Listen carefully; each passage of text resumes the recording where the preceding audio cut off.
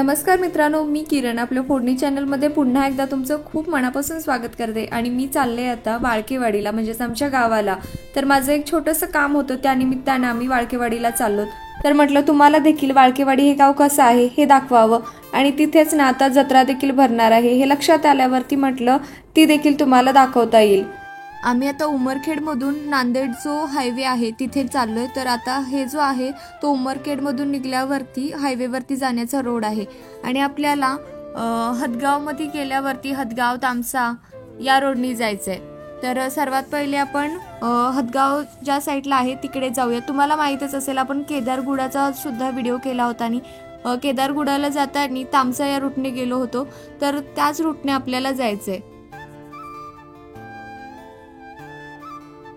उमरखेडमधून ना वाळकेवाडी हे गाव 44 किलोमीटर इतकं लांब येतं, आणि आता हा हायवे असल्यामुळे जास्त काही वेळ लागत नाही।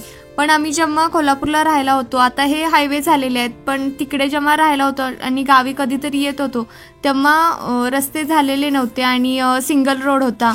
पण आता मस्त असे हायवे झालेत, त्याच्यामुळे आपण एकदम फास्ट कुठेही जाऊ शकतो। तर सर्वात पहिले तर आपल्याला हदगावलाच जायला लागतं, आणि हदगाव नंतर आपण तामसा रूटने जायचं आहे। तर ही नदी आहे ती पैनगंगा ही नदी आहे, आणि मराठवाडा विदर्भ याच्या मधली जी नदी आहे ती ही नदी आहे। आता सध्या पुलाचं काम चालू आहे।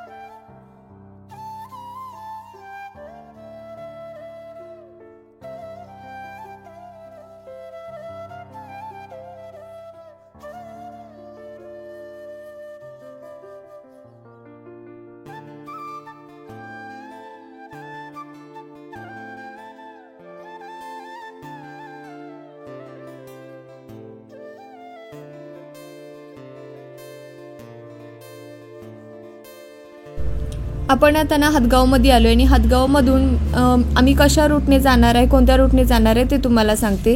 तर हदगावमधून गेल्यावरती तामसा रोडने जायचं आहे, आणि तामसा रूटने जातानाच साखर कारखाना आपल्याला लागतो, सुभाष साखर कारखाना, आणि त्यानंतर वाळकी फाट्यावरून आपल्याला डाव्या बाजूला वळायचं आहे। त्यानंतर 2-3 खेडेगाव लागतात, आणि त्यानंतर सोनारी हा फाटा येतो। तिथून 1-2 किलोमीटर अंतरावरती दुधडे गाव आहे, आणि त्यानंतर अर्धा किलोमीटर अंतरावरती आपलं वाळकेवाडी हे गाव आहे। हाच आहे तो सुभाष साखर कारखाना, आणि इथून समोर गेल्यावरती वाळकी हा फाटा आहे, आणि तिथून आपल्याला डाव्या साईडला जायचंय। मी तुम्हाला दाखवते की कुठं आहे ते वाळकी फाटा आणि कुठे जायचंय। तर हाच आहे बघा तो सुभाष साखर कारखाना।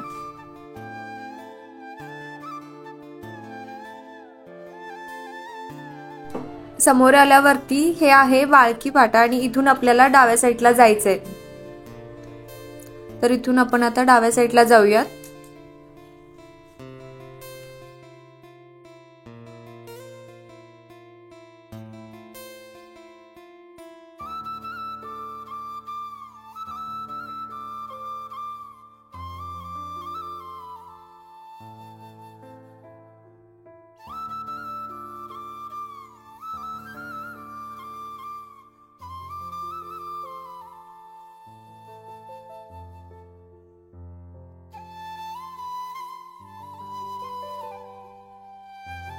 वाळकेवाडीला जाताना हा मध्ये थोडासा रस्ता खराब आहे, म्हणजे खडी टाकलेली आहे, काम चालू आहे। पण पहिले जेव्हा आम्ही येत होतो तेव्हा हा रस्ता खूप खराब होता, पण आता सर्व रस्ता चांगला केलाय।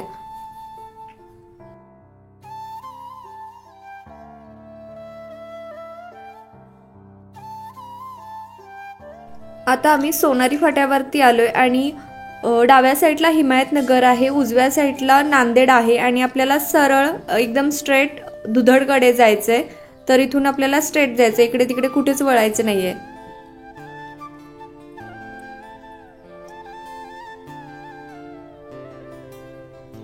तर इथून समोर गेलं की दुधड आहे आणि दुधडच्या नंतर अर्धा किलोमीटर अंतरावरती आपलं वाळकेवाडी हे गाव आहे। आणि वाळकेवाडीमध्ये सध्या आता जत्रा आहे, म्हणजे एक 7 दिवस जत्रा राहणार आहे तिथे. आपलं जर का पॉसिबल झालं जत्रेच्या दिवशी जाणं तर तुम्हाला मी ते देखील जत्रा कशी असते काय असते हे दाखवीन. तर हे आहे दुधड हे गाव आणि दुधडमधून आता आपल्याला वाळकेवाडी हे गावला जायचंय. वाळकेवाडी हे गाव हिमायतनगर तालुक्यातील एक गाव आहे आणि खेडेगाव असून सुद्धा ते इतकं डेव्हलप झालेलं आहे की तिथं हॉटेल, मेडिकल, सोनार सर्व दुकानं अवेलेबल आहेत. म्हणजे एक खेडं असून सुद्धा तिथं सर्व सुविधांयुक्त असं हे गाव आहे. तर हेच आहे आपलं वाळकेवाडी हे गाव.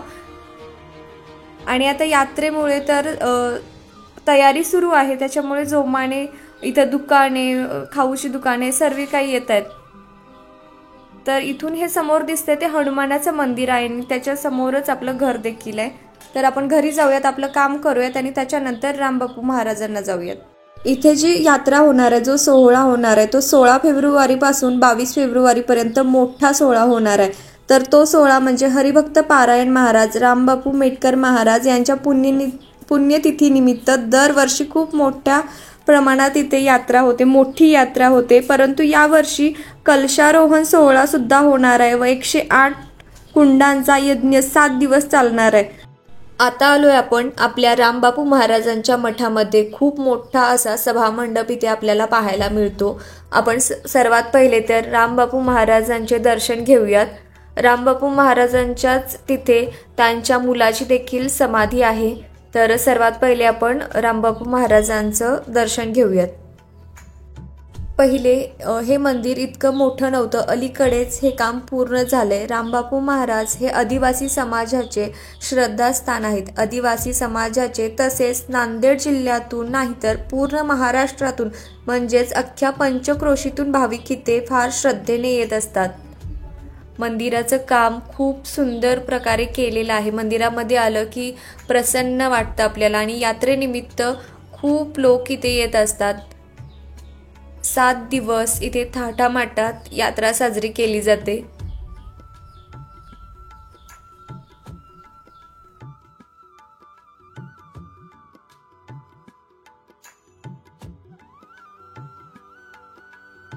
याच वर्षी नव्हे तर दरवर्षी दर साली इथे खूप मोठी यात्रा उत्साहात भक्तिमय वातावरणामध्ये साजरी केली जाते आणि सर्व भाविक भक्त श्रद्धेने इथे येत असतात.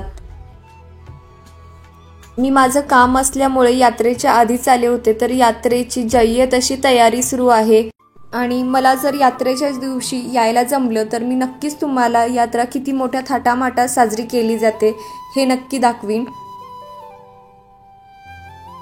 तर तुम्हाला आपलं वाळकेवाडी हे गाव, त्याचबरोबर येथील आता जी जत्रा होणार आहे त्याच्याबद्दल माहिती आणि मी जो केलेला व्लॉग आहे तो कसा वाटला हे मला कमेंटमध्ये नक्की सांगा व आपल्या चॅनलला लाईक, शेअर व सबस्क्राईब करायला विसरू नका.